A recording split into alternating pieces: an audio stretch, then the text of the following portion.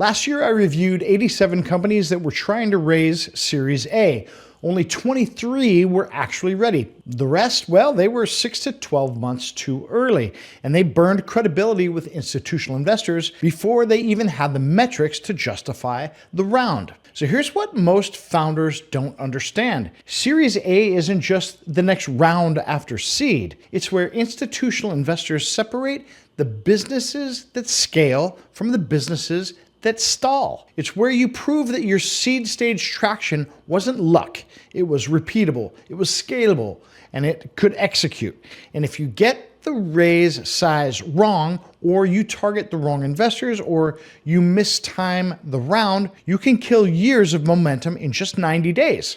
I've watched founders raise $15 million at Series A and run out of cash 18 months later because they undersized the round. I've seen others raise $30 million and give up so much equity that they had no room for a Series B without massive dilution. And I've seen brilliant businesses get passed on by every institutional investor they pitched, not because the business wasn't good, but because they didn't understand what Series A investors actually look for. So this video is your complete guide to Series A funding in 2026 and beyond. In the next 10 minutes, I'm going to show you exactly how much you should raise in your Series A, what institutional investors evaluate before they write the check, and the 3 mistakes that cause most Series A attempts to fail. So by the end of this video, you will know whether you're ready for Series A, how to size your round correctly, and how to position your business to close institutional capital. So let's get into it.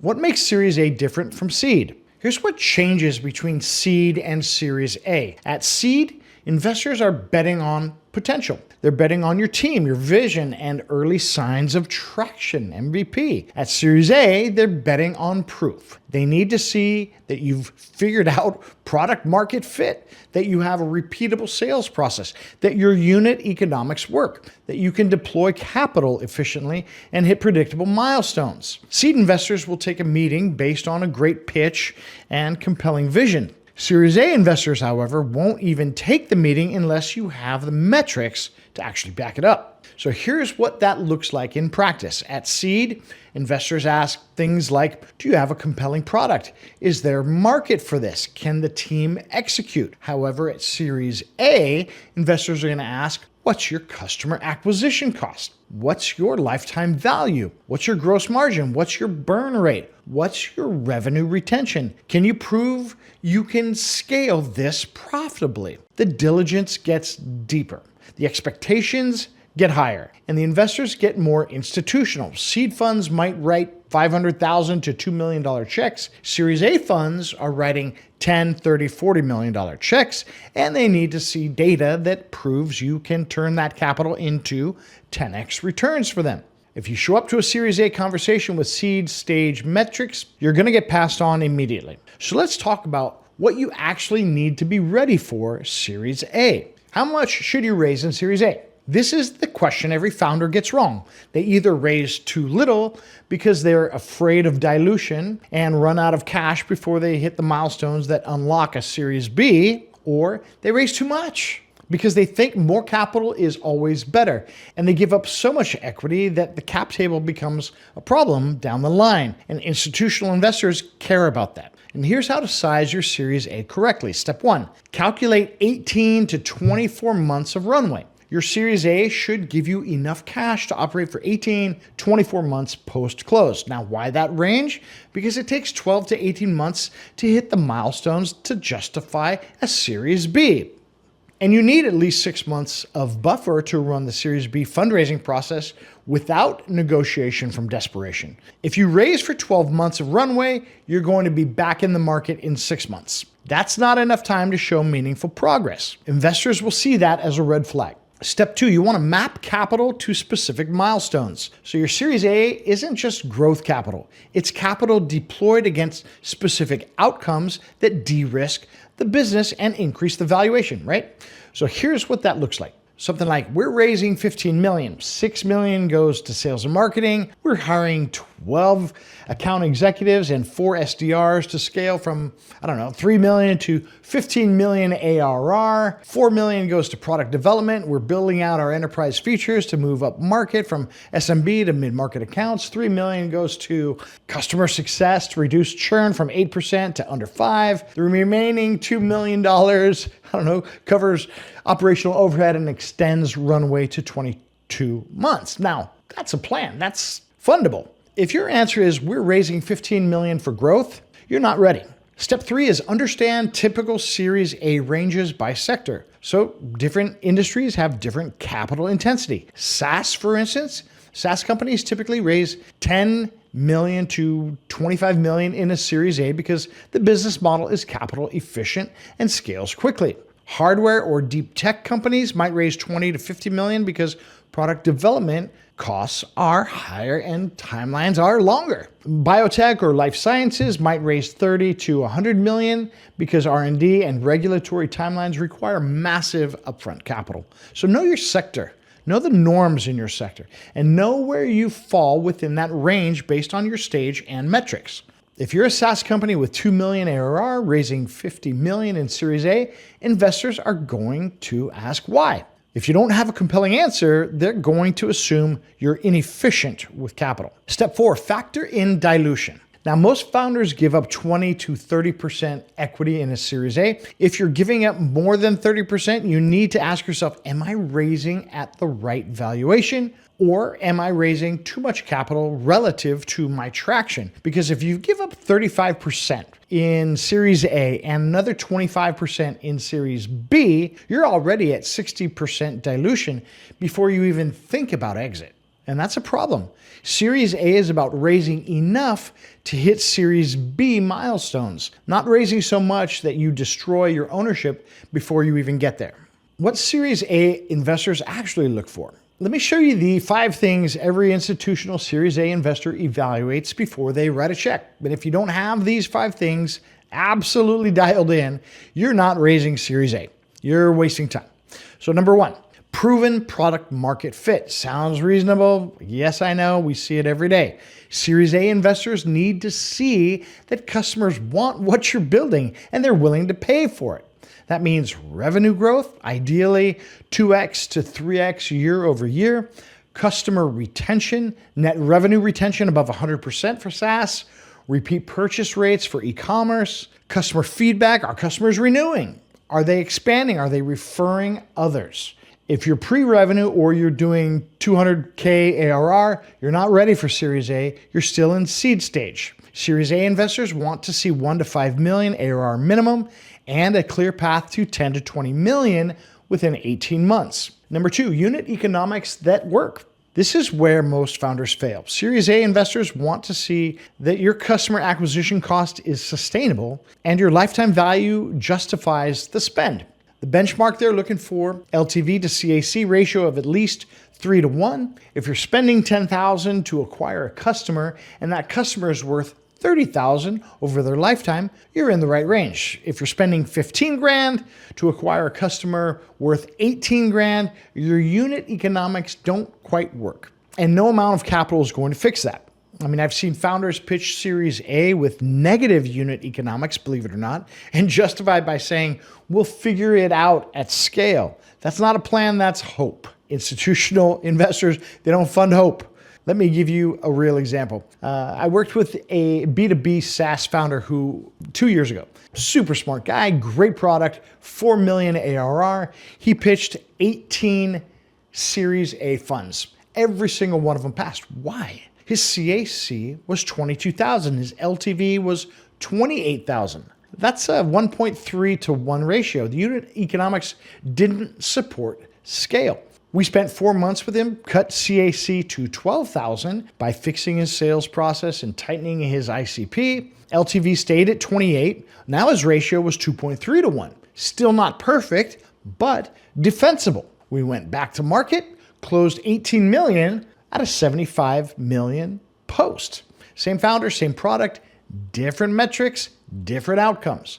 So this is what I mean when I say unit economics matter. And number 3, A team that can scale. At seed, you can get away with scrappy generalist team. At Series A, investors need to see functional expertise. That means a head of sales who's built a sales organization before, a VP of engineering who's scaled product development, a CFO, or finance lead who manages cash and builds models, a customer success leader who understands retention. If your entire team is first-time operators, Series A investors are going to ask, who on this team has done this before?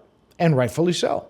And if the answer is no one, they're going to pass. You don't need a perfect executive team, but you need at least one or two people who've been through the trenches, who've been through a scale up before and can de-risk execution. Now, number 4, a differentiated go-to-market strategy. Series A investors want to see that you figured out how to acquire customers in a repeatable, scalable way. Makes sense, right? That means a defined ICP, which means ideal customer profile for those of you that don't know.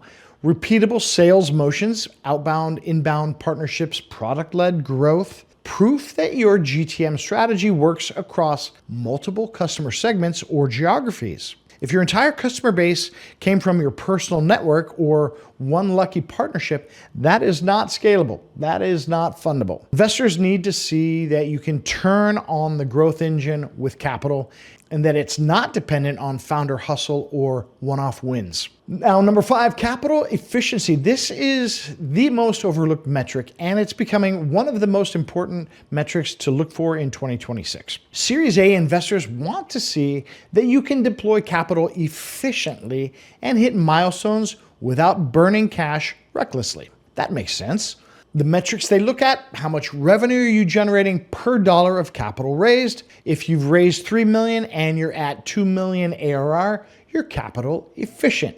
If you've raised $10 million and you're at $1 million ARR, you're not. Investors want to see that the next $15 million will get you to $20 million ARR and beyond. Not that you'll burn through it in 12 months with nothing to show for it. Now, here's what I want you to do. Pause this video for a second and really ask yourself, do I actually have these 5 things? If you're missing 1 or 2, you're not ready for Series A. You're 6 to 12 months away, quite possibly. And that's okay. Better to know now than waste time pitching investors who are going to pass anyway. So quick pause. If you're preparing for Series A and you want to make sure your valuation is defensible and your metrics support the round that you're trying to raise, which I suggest you do, I just released a video on how to value a startup using the exact methods institutional investors use. It walks you through comparable company analysis, revenue multiples, DCF, early stage frameworks, and it's the perfect companion to this video. I'll link it in the description and right here in the card above. And if you want a free Series A readiness checklist that shows you exactly what metrics you need to have dialed in before you start fundraising to the Series A investors, grab that also in the description below. It's free. Have at it. Okay, now let's talk about the 3 mistakes that kill most Series A attempts. Let me show you the 3 biggest mistakes founders make when trying to raise Series A, and most importantly, how you can avoid them. Mistake number 1, raising too early. Series A is not the round after seed. It's the round you raise when you've proven product market fit. You have repeatable unit economics and you're ready to scale. If you're still figuring out your product or your revenue is inconsistent or your churn is above 10%, you are not ready for Series A. You're ready for a bridge round or an extended seed. I've watched founders go to market for Series A with 800 grand ARR and get rejected by 30 investors in a row, not because the business was bad, but because they were 12 months too early. If you raise Series A before you're ready, you burn credibility with institutional investors. And as we always say here at the firm, you typically get one shot at raising right. And when you come back 12 months later with the right metrics, they remember that you weren't ready the first time. So don't rush it. Do it right the first time. Okay, mistake number 2, targeting the wrong investors. Not all Series A investors are the same. Some funds lead Series A rounds, some follow. Some invest in SaaS, some invest in hardware. Some write $5 million checks, some write $25 million checks and above. If you're raising a $15 million Series A and you're pitching seed funds that max out at $3 million, you are wasting time. And we see this every day in our firm. If you're a vertical SaaS company and you're pitching a fund that only invests in consumer, you're wasting time. So do your homework. Build a targeted list of funds that lead Series A rounds in your sector. Write checks in your raise size. Have portfolio companies at similar stages. Have a track record of follow-on investment. The right 20 investors will move faster and give you better terms than the wrong 100. I promise you that to be true. Now, mistake number 3, undersizing your round. Founders are terrified of dilution. I get that. I really do. I promise you I do. But undersizing your Series A is one of the most expensive mistakes you can make. Let me tell you what happened to a client of ours before.